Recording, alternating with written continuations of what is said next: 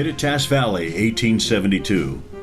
John Alden Shouty, a Civil War veteran, and his wife Mary Ellen purchased Robber's Roost, one of the only trading posts in the valley, from rancher A.J. Splon, and are gifted 160 acres of land. John Shouty's aim in coming to the valley was to improve the road connections between Seattle and Yakima country. However, he ended up founding a town and naming it after his wife. The first reason settlers came to the valley was for cattle. The second reason, for land. So to homestead new territory.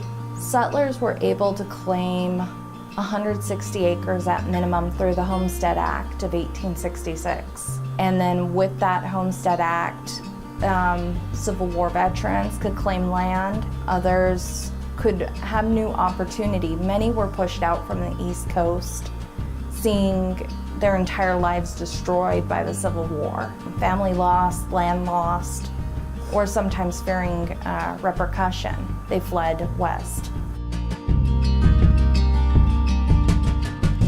After Washington Territory was established, the Kittitas Valley was known as a sort of Valhalla for both cattle and ranchers. A.J. Splon described the summer of 1871 in the valley in his book, Kamiakin. Thousands of cattle, driven in from the lower Yakima Summer Range, grazed the beautiful valley, whose fine bunch grass grew even up to the water's edge. There were no flies of any kind to disturb the stock, and there was cool, clear water in numerous small streams that wound through the grassy plain. It was a veritable cattle heaven. With the cowboys who came to the Kittitas Valley, one cowboy, Bud Wilson, said he didn't want to be who he was anymore. He thought himself spiritually as a renegade Native American and took off, leaving behind the herds and the cabin that he had built. While he later drowned in the Snake River as a horse thief, his cabin was acquired by a man named Andrew Jackson Splon, A.J. Splon, who took the cabin and put it along what was referred to as Wilson Creek for Bud Wilson. The cabin was called Robber's Roost. With that, he actually said he didn't know why it was called Robber's Roost. He had just paid a gentleman he knew to put a sign on for his business.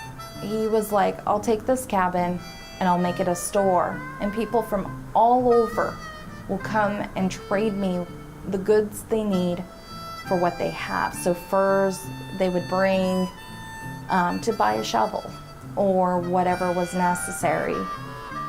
But what would wind up happening is those settlers who were coming into the valley, especially after 1868, would bring everything they needed.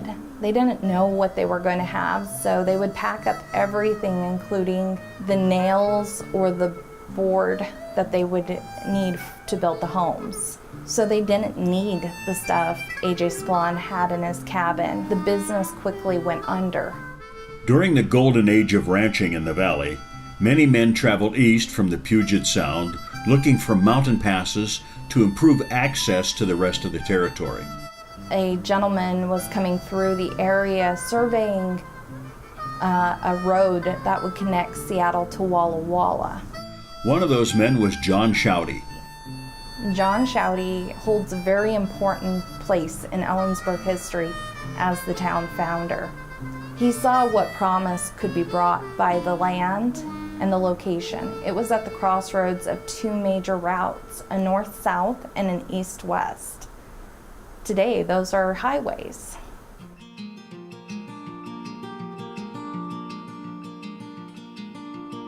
In 1872, Shouty bought Robber's Roost from A.J. Splon.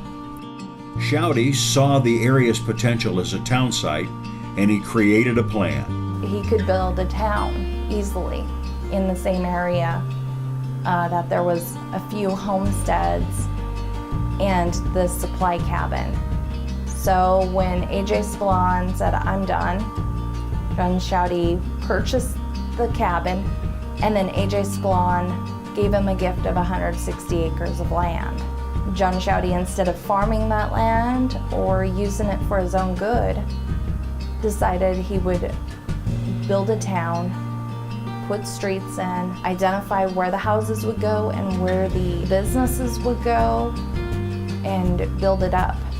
When asked what he was going to call it, he pondered and pondered, looking around, wondering what he was going to call it. Turned to his wife, well, what should I call it?